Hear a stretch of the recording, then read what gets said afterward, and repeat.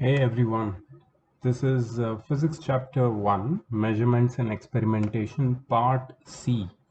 The last part, Measurement of Time.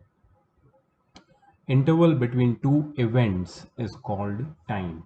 The science of measurement of time is known as chronometry. Please note this down. I hope you have your pen and notebook in front of you to take notes. Please note these things, very important things which are being discussed over here in your notebook. The interval between two events is called time, and the science of measurement of time is called chronometry. Time has various units ranging from years to second. In our everyday life, hours and minutes are the most commonly used time units. So in laboratories, the commonly used time intervals are minutes and seconds. These can be measured by different instruments such as a stop clock, stopwatch, or a pendulum clock. Stop clock, stopwatch, or your pendulum clock. The digital versions of your stop clock or stopwatch are also available on your mobile, right? So you use your timer or whatever stopwatch in your mobile as well. That's a digital one, digital version of the same thing. Both stop clock and stopwatch are based on the principle of periodic motion of a balance wheel. Remember this. This information is not there in your textbook, so you must note this down. Okay, very important information being shared with you over here. Both stop clock and stopwatch are based on the principle of periodic motion of a balance wheel. A stop clock is larger version of a stopwatch. However, stopwatch is more accurate in measuring a time interval than a stop clock. So stopwatch, if you want to see how does it work, you can go to your mobile application stopwatch and you can figure it out how does it work. Okay, so it basically just measures the time interval between two events.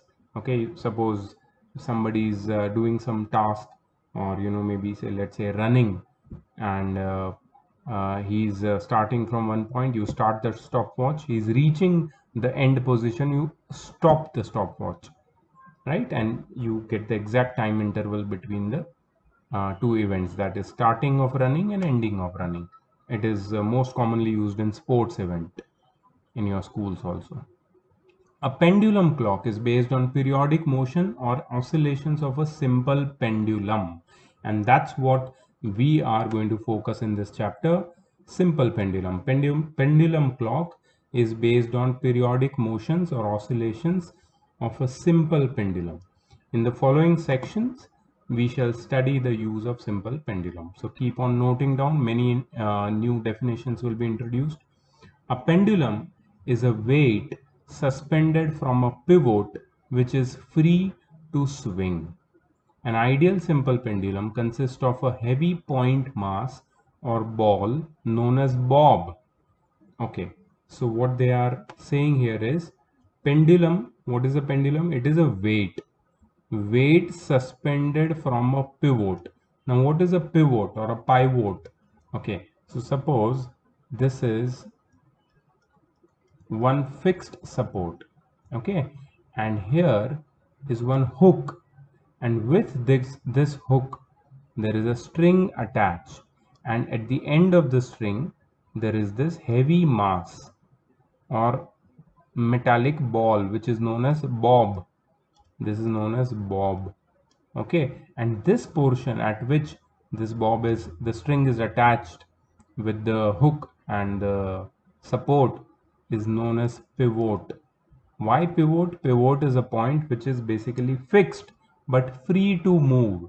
It is also fixed, it cannot be displaced from this position, but it can move about this fixed position. So the string is able to move whenever the the bob of the pendulum vibrates from one position to another position.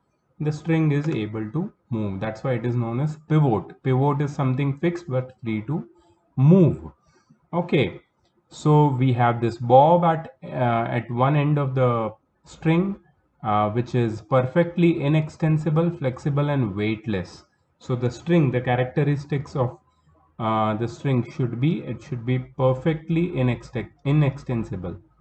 Perfectly inextensible.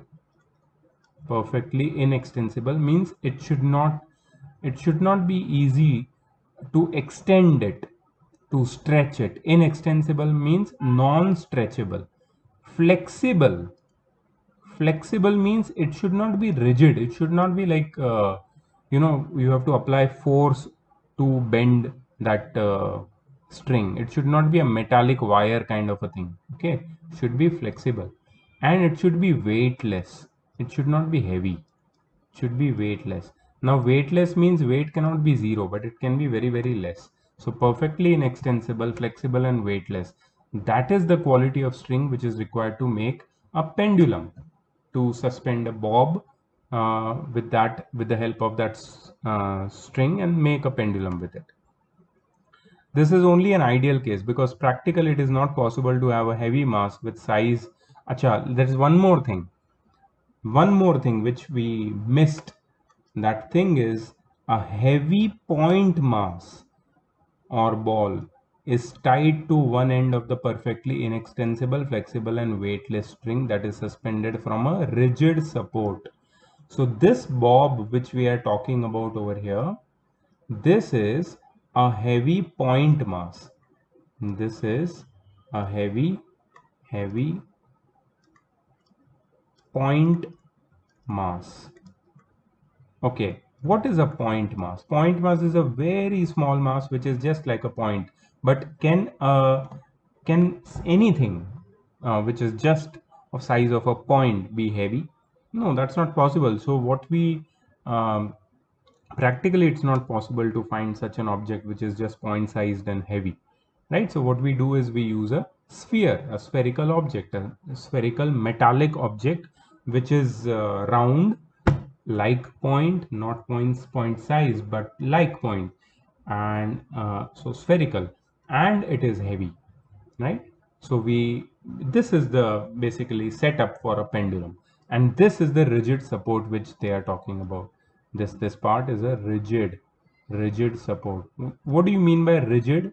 Rigid is something which cannot be uh, deformed easily. Deformed means cannot be bent, or cannot be compressed, or cannot be stretched, or cannot be broken, or cannot be uh, deformed. Yeah, that's the word, deformed.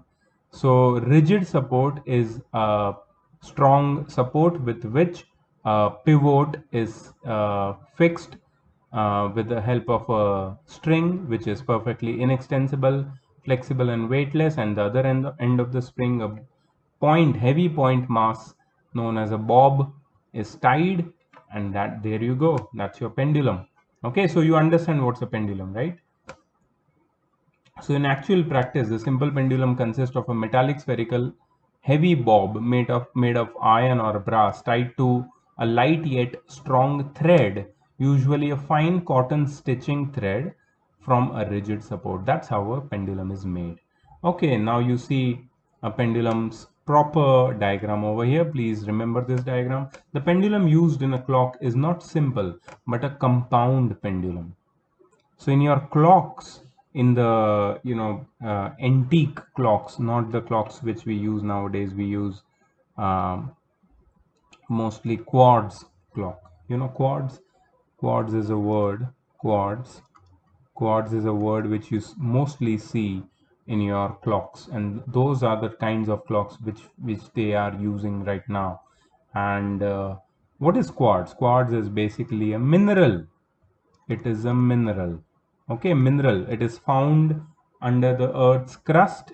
And why quartz is used, or why quartz is written on the clock? Because quartz is a mineral which has specific properties on application of certain potential difference. Potential difference means voltage. So if you apply voltage, with the help of what will you apply voltage? You apply voltage to quartz with the help of batteries. You put batteries in your clock, right? Yeah, so when you apply voltage to quartz with the help of battery, this quartz which is a mineral, it will produce oscillations just like your pendulum produces. But these oscillations are very, very feeble, very minute. And these oscillations, these vibrations, these pulses are used to drive or used to move the hands of clock. Okay, so these oscillations are connected with a gear drive. These things are not there in your textbook. So listen to me very carefully. I'm giving you extra information about the clock which is there in your home.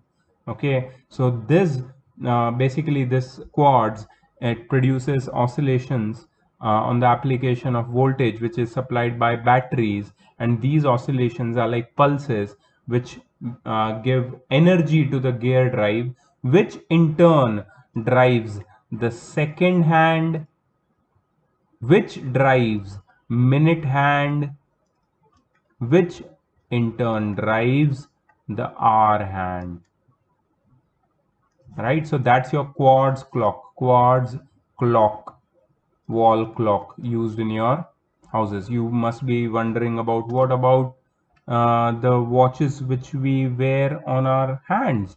So those watches are also of two types. One is a analog watch. Analog means which has the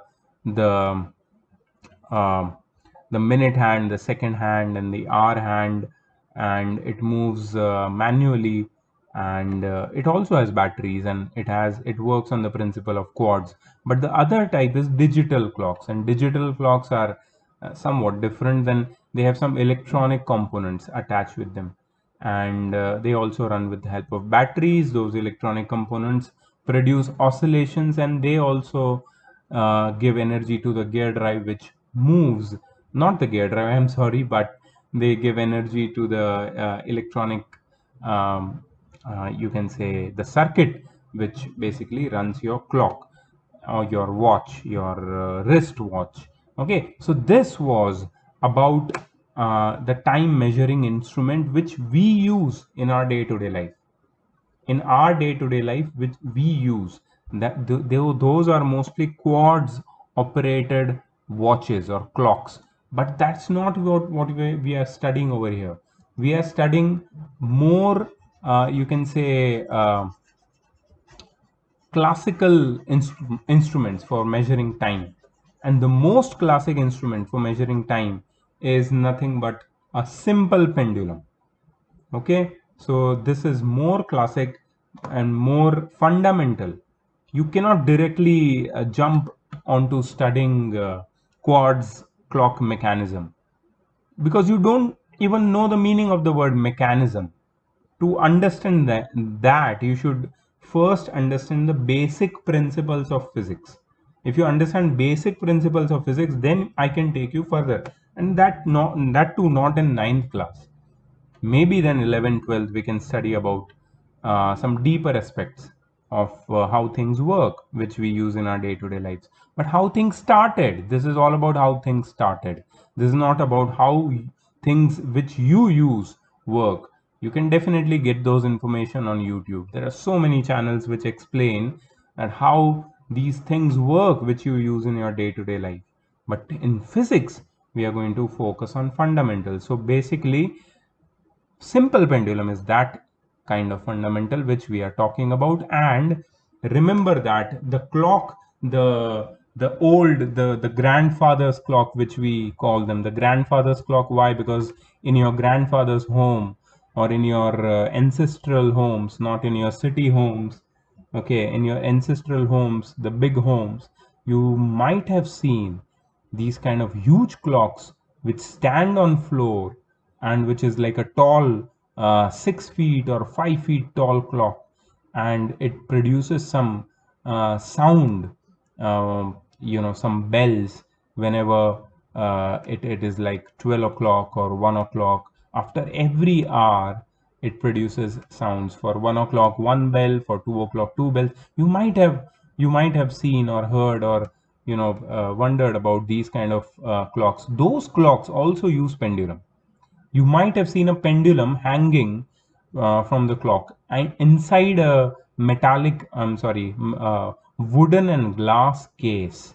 There is a wooden and glass case which basically can be opened with a knob, and there is a key also sometimes, so that nobody messes up with the pendulum which hangs in there and moves. So it goes on moving inside the pendulum, okay, and the clock goes on running. So that's without any power. Remember, without any power, this clock goes on running. It does not need a power. It's not an electronic, or any other powered clock. It is a simple device which works on the principle of simple pendulum. But the pendulum which is used in that kind of clock is not simple. It is a compound pendulum. Any swinging rigid body free to rotate about a fixed horizontal axis is called compound pendulum or physical pendulum. So that's the definition of compound pendulum. I will recommend not to write that or remember that because it's not there in your syllabus. Still, if somebody wants to note it down in their books just out of curiosity, if they want to know the meaning of some compound pendulum or physical pendulum, they can definitely note this down. Any swinging rigid body free to rotate about a fixed horizontal axis is called a compound pendulum. A pendulum was discovered by Galileo Galilei in 1602, while the first clock based on the pendulum was made by Christian Huygens. You might be wondering, what did I say just now? Huygens. Huygens. That's how you pronounce this spelling, the name of the scientist. Huygens. Huygens. Huygens. Okay, that's a Dutch name. Christian Huygens. In 1656, he made a first clock based on the pendulum in 1656, and pendulum was discovered by Galileo Galilei, famous astrophysicist from Italy. Cool, let's go ahead. I hope you're enjoying the lecture.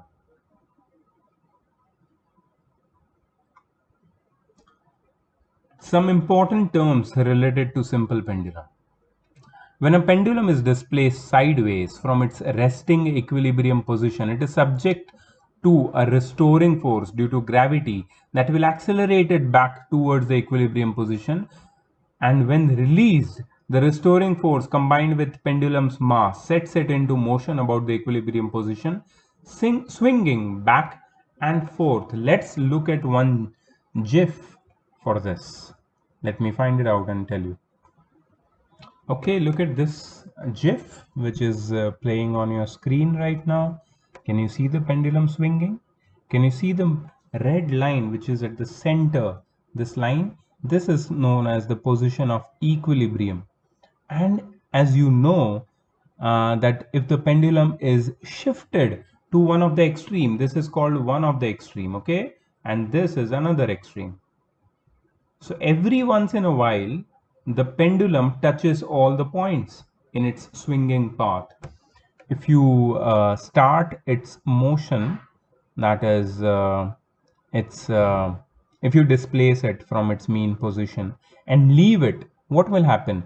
It will just swing, go to the next extreme from or via or through the mean position and stop there for a moment and then come back to the another extreme passing through the equilibrium position. Okay, let's see one more example. Look at these three guys. What is happening? All of them are oscillating. Who is oscillating faster? Who is moving back and forth faster? The blue one, the black one, or the brown one? Of course, the blue one. And who is taking a lot of time for oscillating? The black one. Okay, we'll talk about it. We'll talk about it very soon. Look at this one. This is absolutely fantastic. It has all the vectors which are associated with the oscillating motion of pendulum. So as you can see, as the pendulum swings from one extreme to another extreme. There is one force which is pushing it or driving it or making it oscillate throughout. That is its own weight, mg. Do you see mg, which is in downward direction, the downward arrow? That is what they are talking about. That is the force, the weight, its own weight, which is responsible for its oscillation. So the pendulum is going on oscillating. So what is T? That is force of tension. What is F? These all things will learn in higher standards. Okay, right now we just have to witness the oscillating motion of pendulum. That's it, nothing else. Okay, so now you know how a pendulum oscillates and what we are talking about, what restoring force we are talking about. The restoring force combined with pendulum's mass sets it into motion about the equilibrium position, swinging back and forth. That is oscillating motion, oscillatory motion. Point of oscillation. The center of gravity of pendulum is known as point of oscillation. As the thread is massless, the center of gravity coincides with the center of bob of simple pendulum, which means that center of gravity lies at the center of the bob. So what they are saying over here, they are saying that the point of oscillation is the center of gravity of the pendulum. Center of gravity of the pendulum is right over here. Okay, so that is the point of oscillation. That point goes on displacing from one direction to other direction. Point of suspension. The point from which the pendulum is suspended is known as point of suspension. It is a point O as shown in the figure. So this is the point of suspension at which the pendulum is suspended. Okay, if you see this circle, don't get confused with this circle as a bob. This is not the bob. This is just a pivot. Okay, this is a rigid support. Okay, through which the thread is hanged. So that you see that point O, that is point of suspension. Effective length of pendulum. The distance between point of suspension and point of oscillation is known as length of pendulum. If you measure the distance between point of suspension and point of oscillation, that is the center of the bob. So basically this distance, I'm sorry,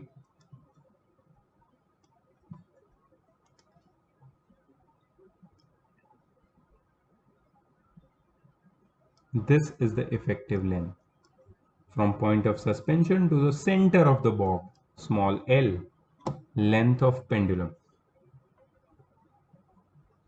Mean position. The position of the pendulum when it is at rest is known as mean position.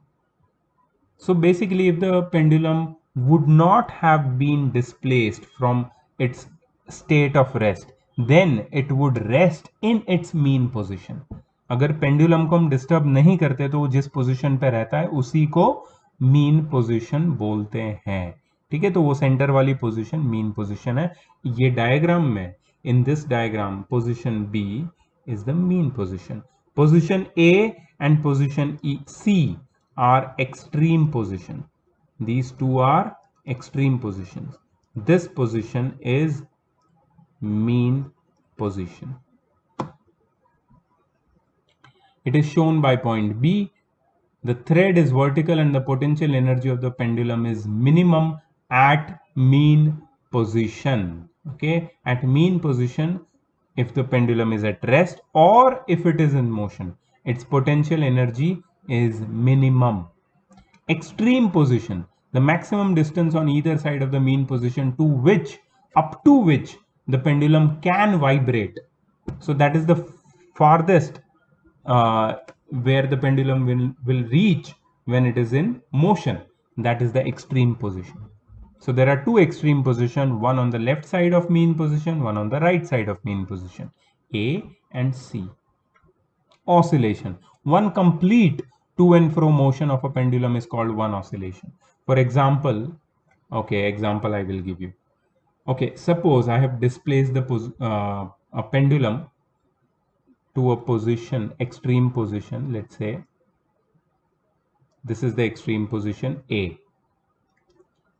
The pendulum is displaced to this position, okay,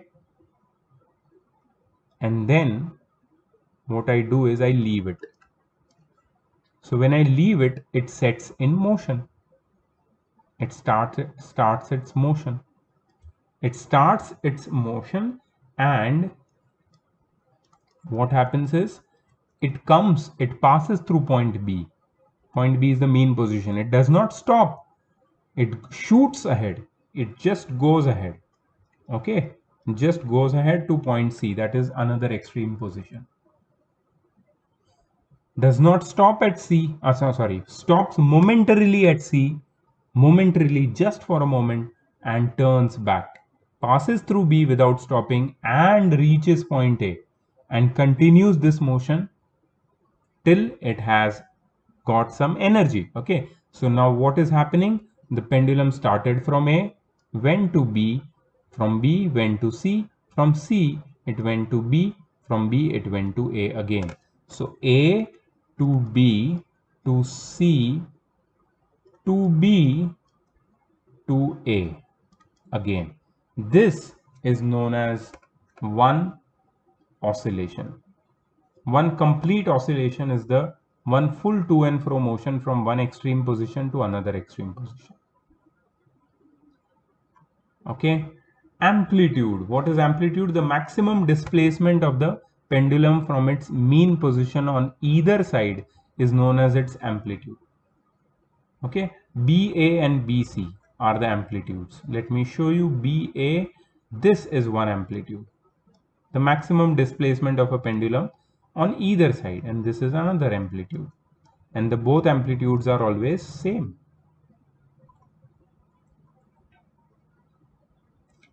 Time period of pendulum. The time taken by the simple pendulum to complete one oscillation is known as its time period, denoted by capital T, and its unit SI unit is second. So the time taken by the pendulum to complete one oscillation, that is to go from A to B to C to B to A, is known as its time period, and it is measured in seconds. Amplitude is measured in meters, the SI unit. Okay, mathematically, for small amplitudes of vibration, such as of simple pendulum, the time period is represented as T is equal to 2 pi under root L by G. So what is 2 pi? 2 pi is a constant, into under root of, multiplied by under root of L. What is L? Effective length of pendulum. By G. What is G? G is known as acceleration due to gravity. Acceleration due to gravity, one of the important parameter which drives the pendulum, which oscillates the pendulum, and you are going to learn about acceleration more in the next chapter, that is motion. So acceleration due to gravity is the rate at which the speed or the velocity of pendulum changes, the rate at which velocity of pendulum changes while it oscillates. That is the acceleration due to gravity. Okay, so that's your time period of pendulum's formula. Please remember that, that's important. Frequency, number of oscillations completed in 1 second. All these definitions are extremely important, so you must memorize all these definitions. So what is frequency? Frequency is number of oscillations completed by the pendulum in 1 second. Some pendulums, they complete more oscillations in 1 second. 5, 10, 20. So they are just very, very fast. Okay, they oscillate very fast. Its unit is per second or hertz. So frequency is measured in hertz or per second. Relation between time period and frequency. If capital T is the time period of simple pendulum, then in time capital T second, the number of oscillations is 1. Okay. Now see, very simply, I'll show you the relationship between time period and frequency. So what is time period? Time period is time taken for completing certain vibrations. Time taken for completing one vibration. Let's say time taken time taken for completing one vibration. Okay, let's rewrite this time taken, and here I'm going to write number of vibrations. Okay, so let the time taken be t, so the number of vibration will be 1, right? So what is the time period? Time period of a simple pendulum is the time taken by it to complete one full vibration, right? So what is frequency? If the time taken becomes 1 second, so how many vibration will the pendulum complete? That is the frequency, right? So number of vibration will be 1 by t, 1 by t, and that is the frequency. That is the frequency, right? 1 into 1 upon t, that is 1 by t. That is the frequency. That is number of vibrations completed in 1 second. So frequency is the reciprocal of time period, or time period is the reciprocal of frequency. So that's a very important relationship which we get from this uh, definition of time period and frequency. Frequency is measured in hertz or per second, which also is justified here because time period is measured in seconds, and 1 upon second can also be written as per second. So frequency is measured in per second or hertz, and time period is measured in seconds. And the relationship between both of them is that they are reciprocal of each other. So how to measure the time period of simple pendulum? For the measurement of time period of simple pendulum, the bob is displaced slightly from its mean position and then released. It starts moving to and fro about its mean position in the vertical plane along with the string, right? Like how we saw in that animation. The time for a large number of oscillations is recorded. The time for large number of oscillations is recorded. So what you have to do is you have to observe and record the time taken to complete 20 oscillations, 40 oscillations, 50 oscillations, right? If n is the number of oscillations and small t is the total time taken, then time period will be small t upon small n, that is total time taken upon total number of vibrations. For example, if the time taken for 20 oscillations is measured with a stopwatch, then the time period will be small t upon 20. The experiment can be repeated for different lengths of pendulum, and as per observation, the data can be recorded as shown in the table, which is shown here. So what they have done over here, they've taken the length of pendulum as 25 centimeter, and they have recorded the time taken for 20 oscillations. It comes to be 20 seconds. So what is the time period? Time period is time taken for 20 oscillation, that is 20 seconds, upon number of oscillations, which is 20. So 20 upon 20 is 1. That means for one oscillation, this pendulum whose length is 25 centimeter, it will take 1 second. So what is the ratio of length upon time square? See, length upon time square, very important ratio, 25. Suppose if I increase the length of pendulum, I make it 36. Now I measure the time taken by the pendulum for doing 20 oscillation. It comes out to be 24 seconds. And now what is the time period? Total time taken, that is 24 upon number of oscillation, 20. 24 upon 20 is 1.2. But what is the ratio of length upon time square? Length is 36. Time square is 24 square. I'm sorry, 1.2 square, that is time period square. So 36 upon 1.2 square will give you 25 again. And you go on increasing the length of the pendulum. The time period also goes on increasing, that is time taken for 20 oscillations. And when you find the time period, that is time taken for one oscillation, that also goes on increasing, but the ratio of length the effective length of pendulum upon the square of time period always remains same. We are going to talk about it right now. From this table, it was observed that if the length of pendulum is made 4 times, see, initial length of the pendulum was how much? Initial length of the pendulum was 25 centimeter. When it was made 4 times, what change did you observe in time period? The time period initially was 1 second, and on making the length of the pendulum 4 times, the time period becomes 2 seconds. The time period doubles. So we can say that whenever the length of pendulum is made 4 times, the time period get doubles. That means the time period is directly proportional to square root of the length. That is the relationship which we are getting. The value of L by T square is found to be constant. That's why L by T square is found to be constant. Okay, the square of time period T square is directly proportional to the length. That's the same thing. T square is directly proportional to L, or T square by L is always constant. That's what we found in the table over here. L by T square, or T square by L, whatever you want to say. L by T square would be much more accurate. L by T square.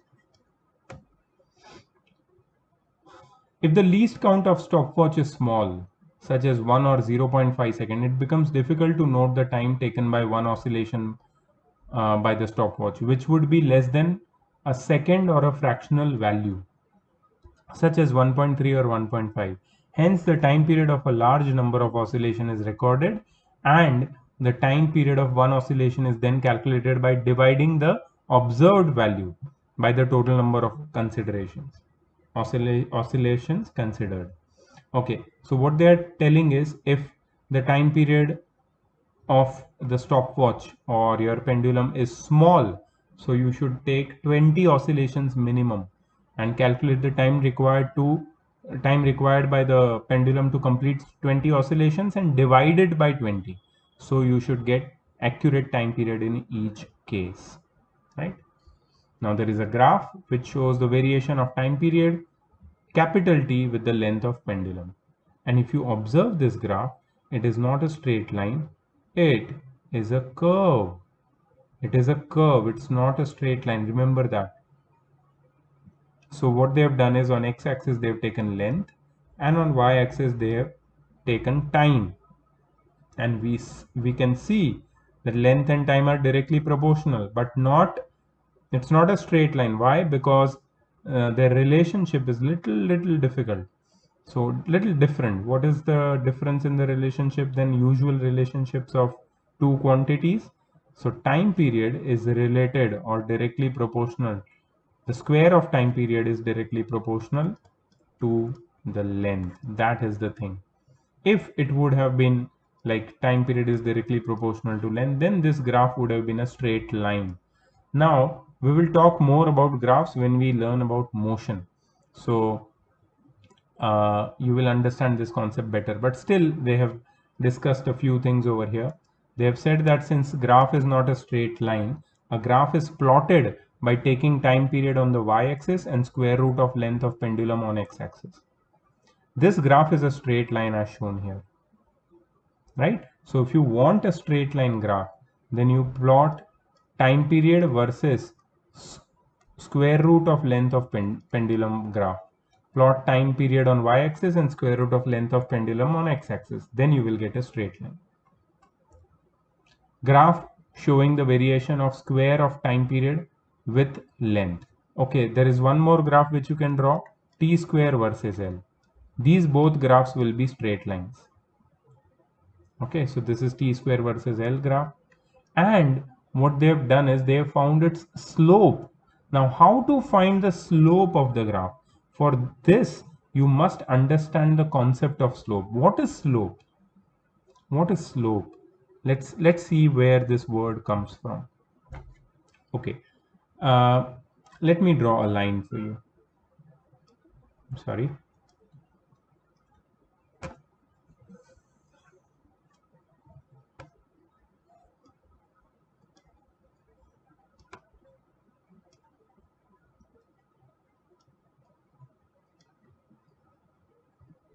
Okay, consider this to be a horizontal line.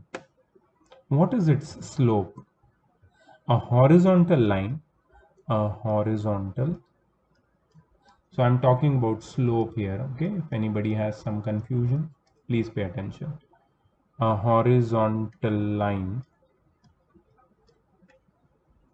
has zero slope, no slope. Horizontal line does not have slope. Okay, let me draw another line. A vertical line,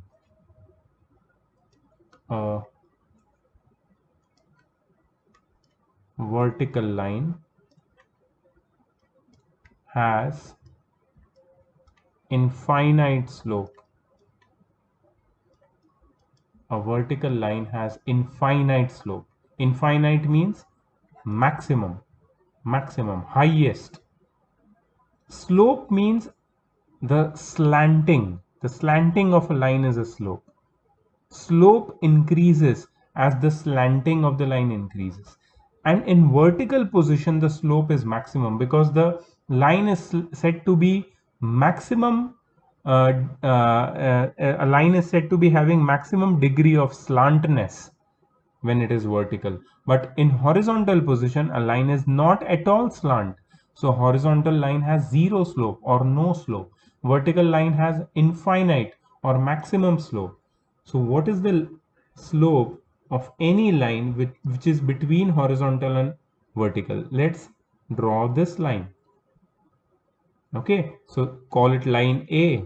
Line A has a good amount of slope, right? What about line B? This also has slope. Line A and B both has slope. Which has more slope? Line A or line B? Suppose line A and line B were the shapes of a slide. Then from which slide you would slide down with greater speed?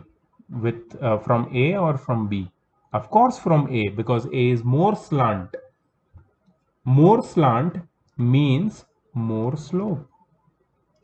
Less slant means less slope. Okay, so now you know, now we can identify which line has slope and which doesn't. But how to find the slope? That is the question. Let's come to that point. How to find slope?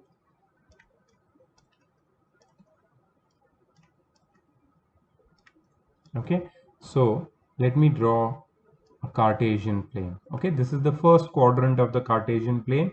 I am sure that you all know what is a quadrant, what is a Cartesian plane. You've studied that in coordinate geometry class 8. Let's draw a slant line. Okay, suppose I want to find the slope of this slant line. What I have to do is I will take 2 points on this line. Okay, now I will draw a vertical line and a horizontal line from these 2 points.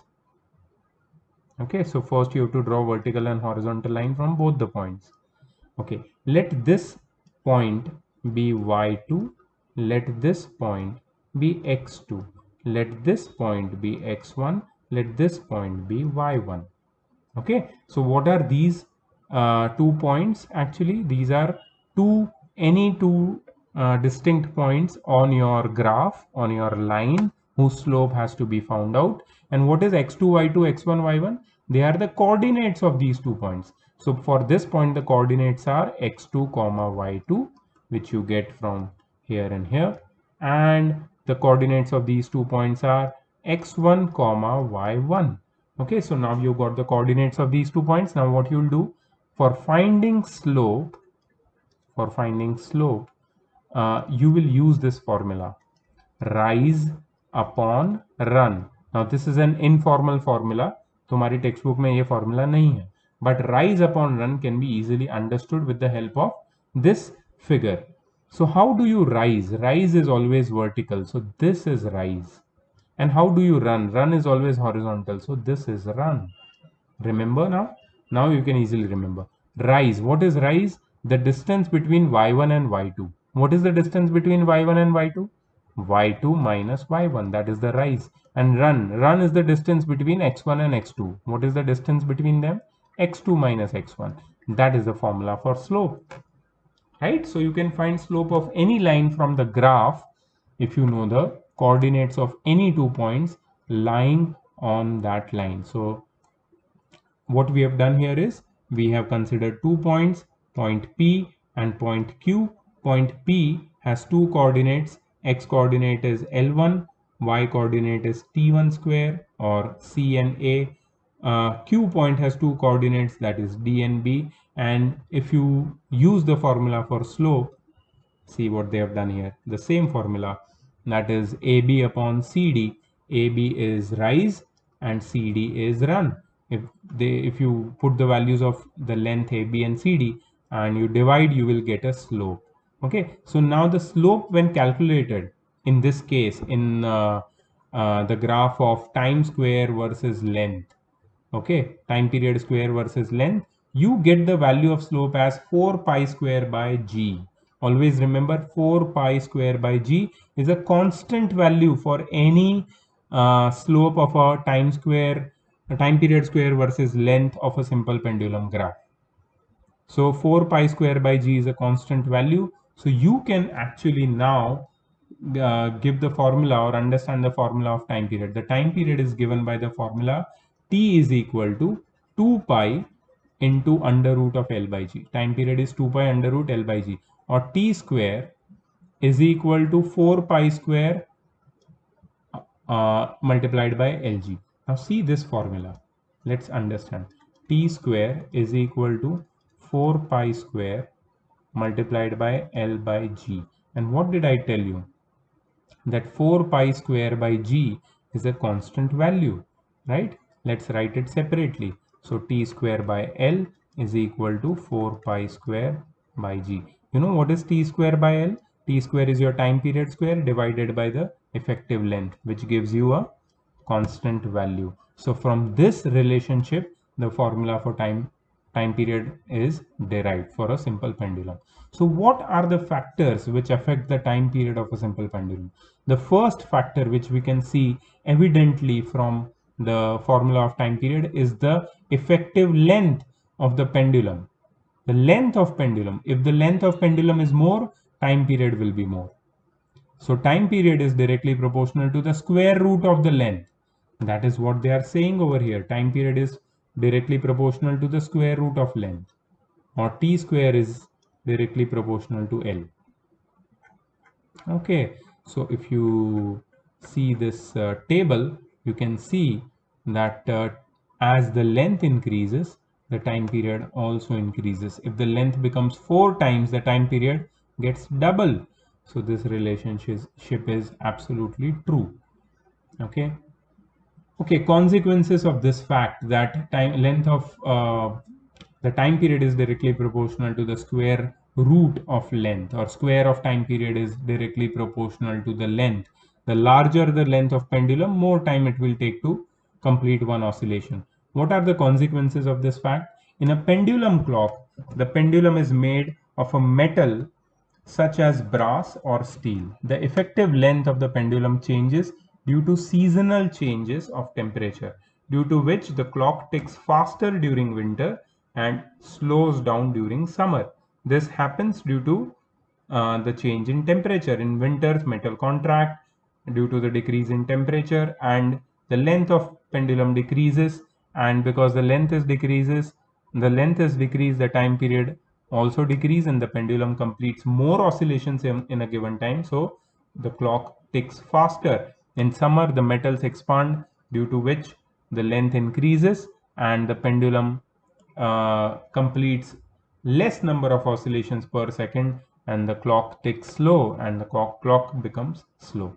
It is usually observed that while swinging, if one stands on swing, the swing moves faster compared to when one is sitting. Have you ever I know it's been a while that you've not gone to a playground, but remember the time where you used to swing on a swing. So when you're sitting on a swing and swinging, you take more time for completing one oscillation. But when you're standing on a swing and then swinging, it becomes usually faster, because your body's center of gravity, uh, when you are sitting, is downward, so the effective length of the swing becomes longer. But when you stand up, your body center of gravity also rises with your body, and the effective length of pendulum decreases and the time period also decreases. So swing completes more oscillations in a given time when you are standing. Okay, so that's a real life application of this swinging process. Also, the time period depends on acceleration due to gravity.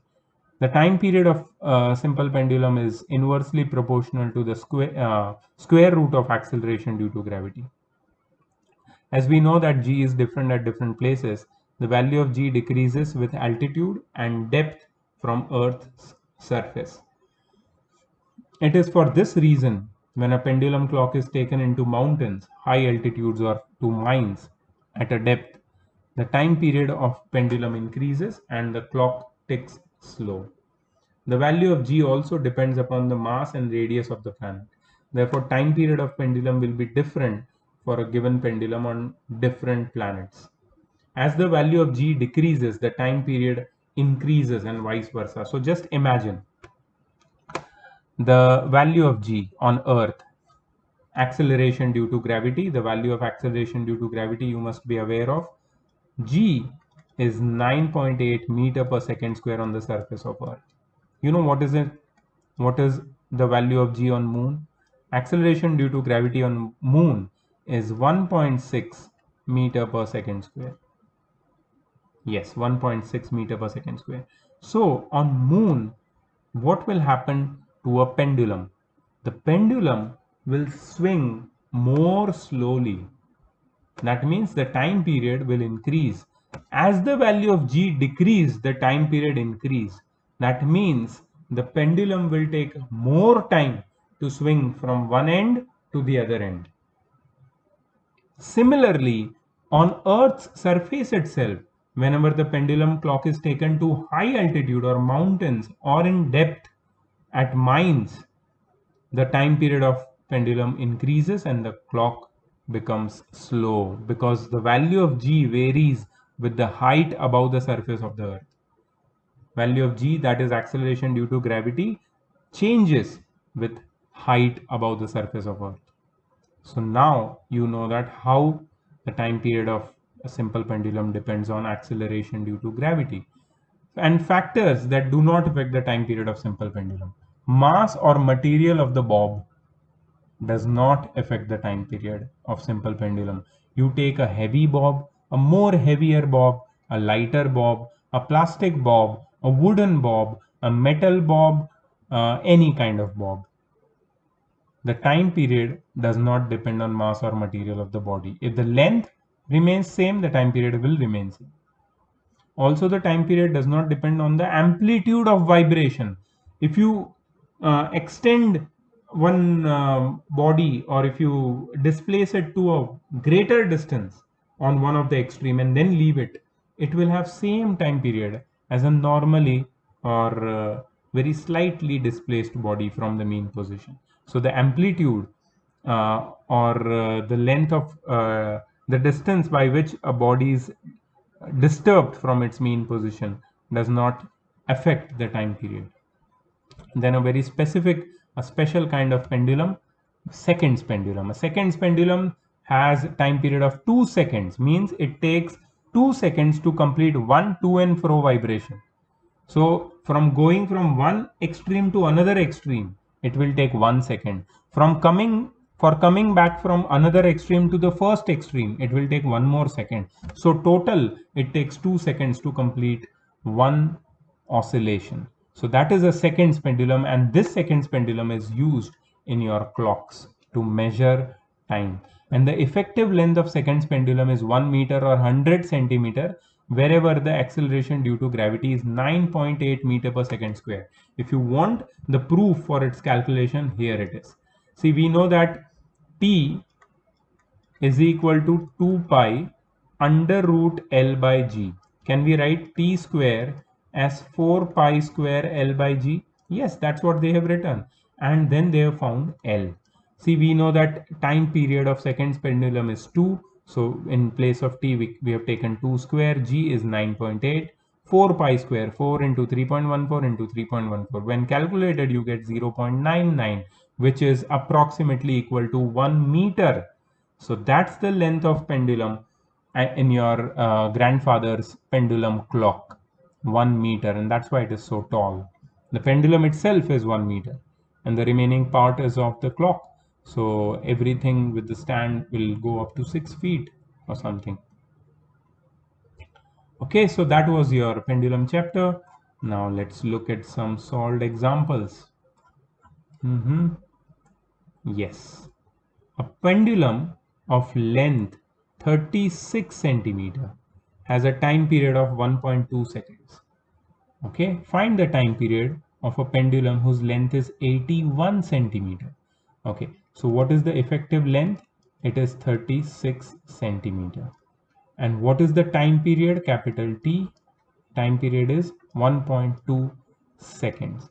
And we always know that the relationship, that is the ratio of L square by T.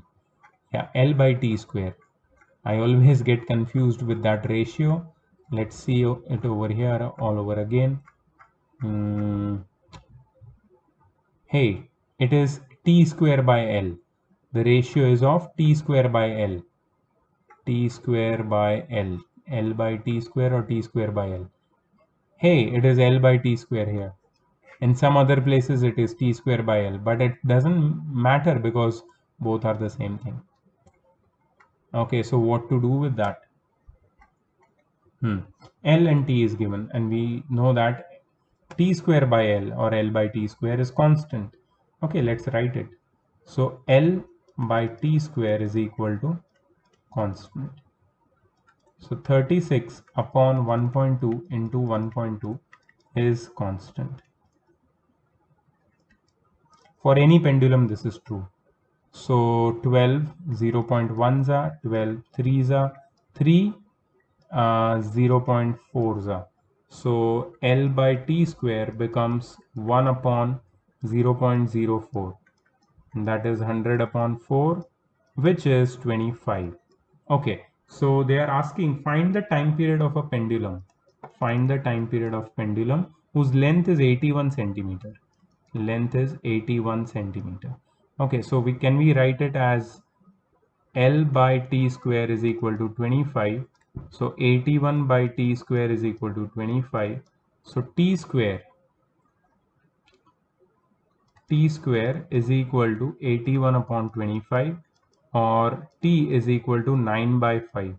So time period will be 9 by 5. In fractions, this will be 1.8 seconds. 1.8 second is my answer. Let's find what is their answer. 1.8 second is a perfect answer. So what relationship they have used? They have used this relationship. T1 by T2 is equal to under root of L1 by L2. The same thing, but I have used it in slight different manner, but the answer is same, right? So you can remember either this formula or the method which I have used. Both are same. Either you can take L by T square or T square by L as constant, put the value, find the value of the constant and equate it with whatever is missing, you will find the answer. Calculate the length of seconds pendulum. On the surface of moon, where acceleration due to gravity on the moon is 1.63 meter per second square. Very interesting question. Okay, we know that the time period for seconds pendulum is 2 seconds. We don't know the length and we have to find the length, but g is given 1.63 meter per second square. So we can use the formula for time period. What is the formula for time period? T square is equal to 4 pi square L by G, right? That's the formula which we learned. T square is equal to, just a moment, is it shown here? Yeah, T is equal to 2 pi under root L by G, or T square is equal to 4 pi square into L by G. 4 pi square into L by G. Okay, so what is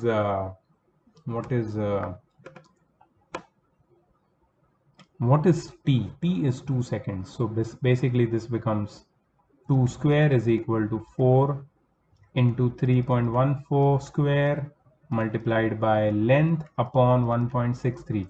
So you have to do the calculation. Keep your books and pens ready to calculate. So 4 is equal to 4 into 3.14 square upon 1.63 multiplied by L, length. 4 cancels with 4, so 1.63 upon 3.14 square is equal to L. So you will find the length in meters. Okay, don't forget to convert this meter because it will be a small value. Don't forget to convert it into centimeter by multiplying it by 100. Pause the video right now, solve it, check the answer. Pause the video, do the calculation right now, and we'll check the answer after that.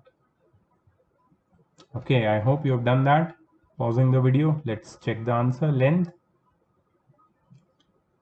The length is 0.165 meter or 16.5 centimeter. On Earth, it is approximately 1 meter. Because on Moon, the acceleration due to gravity is very less, a short length approximately equal to 16 centimeter will act as or will serve as the length for seconds pendulum, right? So that should be your answer. Let's go ahead. Compare the time periods of simple pendulum at places where G is 9.8 meter per second square and 4.36 meter per second square respectively. Now we have to compare the time periods. So we know the relationships of time period. The time period is, I'll write the formula for time period because they have asked to compare time periods, not square of the time period. So 2 pi under root L by G. Okay, that's the formula for time period. Now they are asking us to compare. So T1 by T2 is equal to 2 pi under root L by G1 upon 2 pi under root L by G2. Now please remember that lengths are same. Only there is only one simple pendulum, but the places are different at which this simple pendulum is kept. So 2 pi will cut, right? And we'll simplify this ratio. We'll get a simple ratio. Just have a look. Root L by root G1 upon root L by root G2. Root L will cut. This G1 will come down and this G2 will go up. So T1 by T2 is equal to under root of G2 upon under root of G1, which is under root of 4.36 upon under root of 9.8, which is basically under root of 436 upon 980. Now what you have to do is pause the video and calculate this and find the square root also. So you get the ratio of T1 and T2. That is how you solve. So simply remember that next time they are asking you to compare the time periods, use the relation directly. What is the relation? T1 upon T2 is equal to under root of G2 upon under root of G1. And if they have given you the length and they are asking you to compare the time periods, so you should write T1 by T2, T1 by T2 is equal to under root of L1 by under root of L2. Okay, so these two relations must be remembered. There are many questions like this in the exercise also, where you have to compare the time periods. Okay, so what is your answer? Let's check. Root of 4.36 upon root of 9.8 is somewhat 0.667. I think that is 2 by 3 or something you should get in your fractional value, right? So time period of T1 is 2 by 3 times the time period T2. Okay, you should get it in fraction. If you get it in points, not a problem. Fraction is also fine. So that's how you solve. Please remember the method. Okay, a simple pendulum is made by suspending a bob of mass 500 gram by a spring of length 1 meter. I'm not even going to write this information 500 grams because I know that whatever question they are going to ask me about the time period does not depend on the mass of the pendulum. That should be very clear, right? So I'm going to write the length. Length is 1 meter. Calculate its time period at a place where acceleration due to gravity is 10 meter per second square. And how will the time period be affected if bob of mass 100 kg is used? Okay, so see, they have given you L, they have given you G, 10 meter per second square, and they are asking you to find the time period. Calculate the time period. So time period is equal to 2 pi under root L by G. Just plug in the values of L and G in whatever units they are given here, and you will get the time period in seconds. Okay, so that should not be an issue. You can find the time period here. First answer: how will the time period be affected if the bob of mass 100 kg is used, keeping the length of the string unchanged? There will be no effect on the time period. The time period will remain as it is, since the time period does not depend on the mass of the bob used. That should be your answer. So pause the video, do the first question, that is find the time period, do the calculation, and check your answer. I hope you are done. So what is the time period? 1.99 seconds. It is evident that time period is 2 seconds because this is the length of seconds pendulum. It is approximately 2 seconds, right? So the solved examples are done. I hope you understood the concept of simple pendulum. Now this was one more crucial concept where many new topics were discussed with you. So I hope you understood this, and the chapter is over. First chapter is over. We finished before the physics exam of this chapter, which is going to come up. So just let me know what are your doubts. Okay, if you're asking me about the homework, let me tell you, you just have to do exercise 1C from concise. I don't want to create any more confusion, so I'm not going to give you any homework from the worksheet which I have with me over here, the book which I am teaching you from. I'm going to give this as practice work a little later for your revision. So your homework is exercise 1C from concise, all theoretical questions and all numericals. I'm not going to write this in the group. So I hope you see the whole video, you understand what is the homework, complete the homework and submit on given time, right? I am yet to solve the doubts from exercise 1B because there are few students who are just vaguely telling me what are their doubts. And since there were a couple of worksheets and both had similar numberings, if you just tell me the number, sir, question number 10 was doubt, question number 12 was doubt, I cannot understand. I cannot understand. So you have to send me the picture of the question in which you have doubt so I can clear it in the next class. I have received some pictures from some students, but I have not cleared their doubt because I'm waiting from some other students who also have doubt.